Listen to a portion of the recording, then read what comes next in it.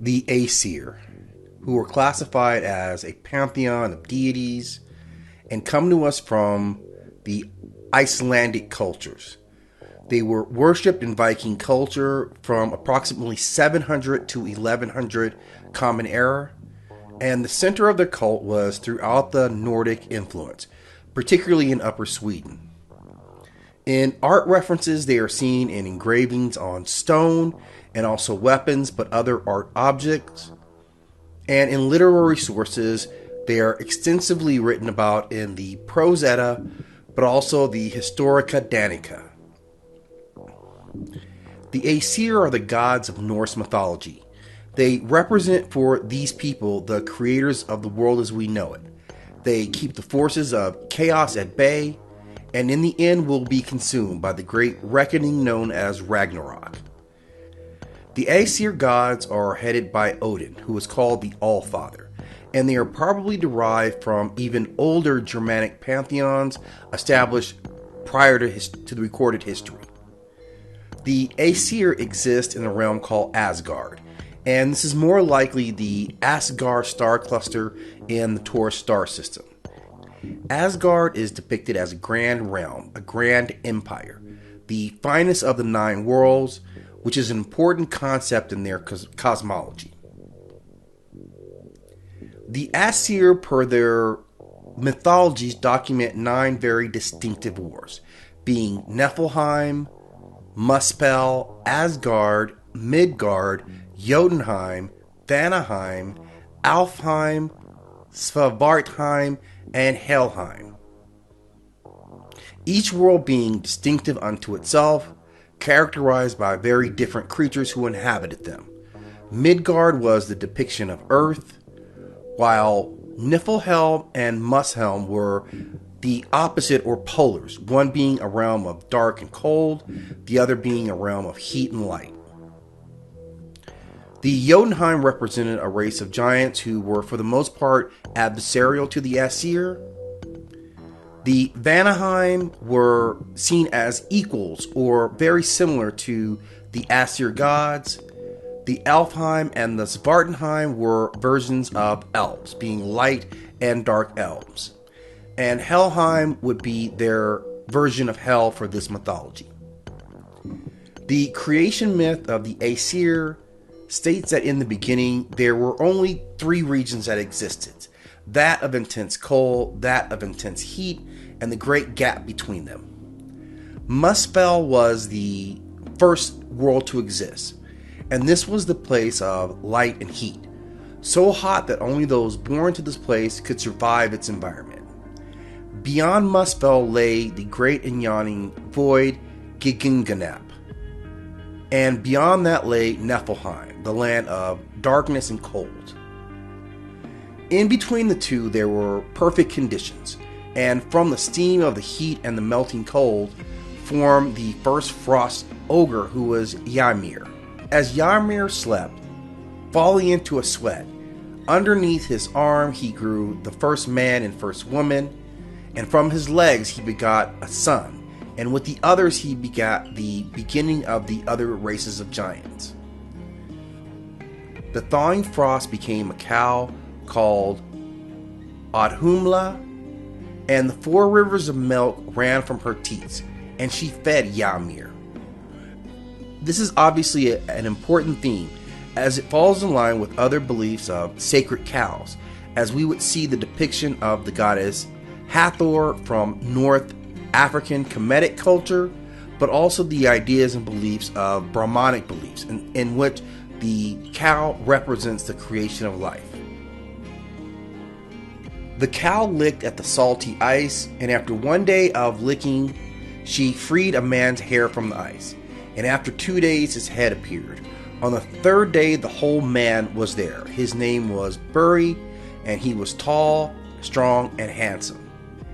He begat a son named Bor, and Bor married Bestla, who was the daughter of a giant. Bor and Bestla had 3 sons. Odin was the first, Vili the second, and Ve was the third. It is believed that Odin, in association with his brothers, is the ruler of heaven and of earth. He is the greatest and most famous of all men. And this is very reflective of the triads that we see in multiple cultures, most specifically that of North African belief systems. But the triad of the three brothers brings up a striking comparison to that of the Greek gods, and that of Zeus, Poseidon, and Hades, the three who conquered and thusly divided up the known world. The death of Ymir. Odin, Vili, and Ve killed the great giant Ymir, although their mythology never gives a specific reason as to why.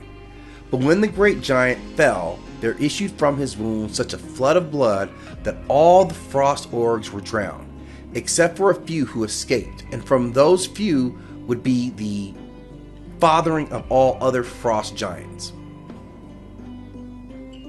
This story in itself is very similar to the flooding that takes place on Earth in biblical times, and the goal of washing out the presence of the Nephilim, or the hybrid children of the fallen angels.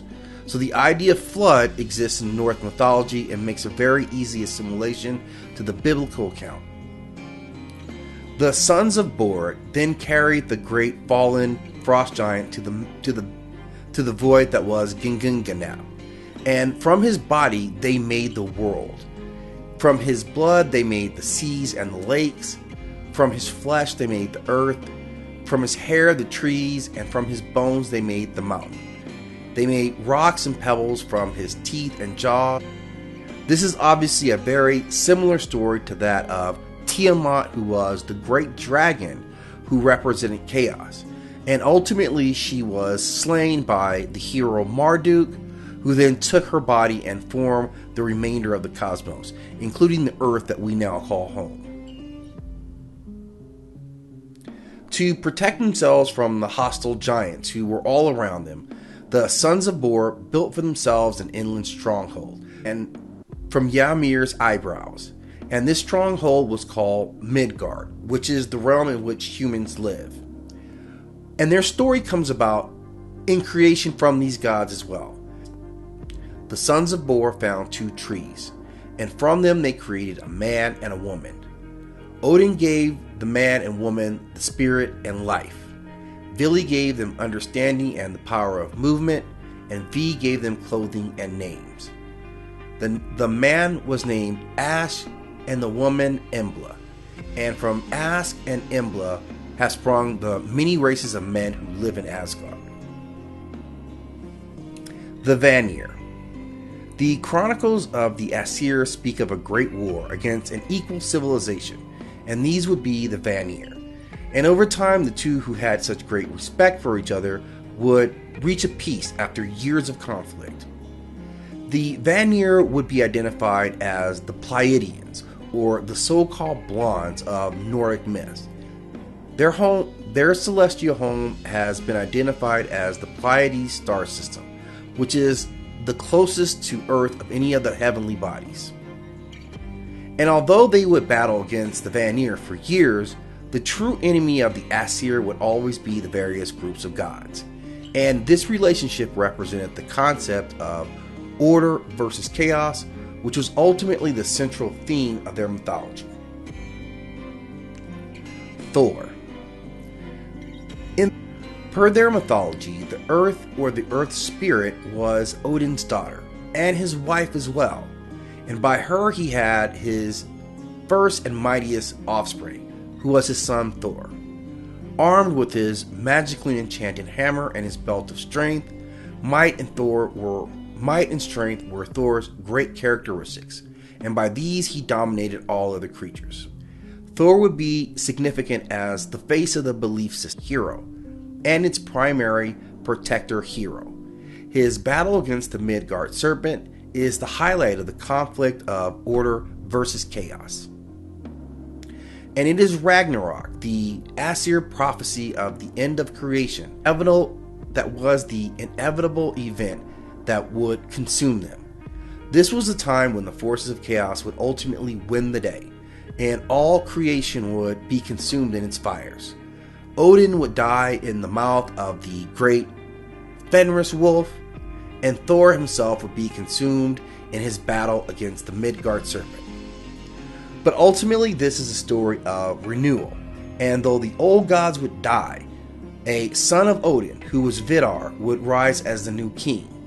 And a surviving son of Thor would be the new hero for the realm, carrying forth the legacy that his father had set as a defender of order against the many forces of chaos.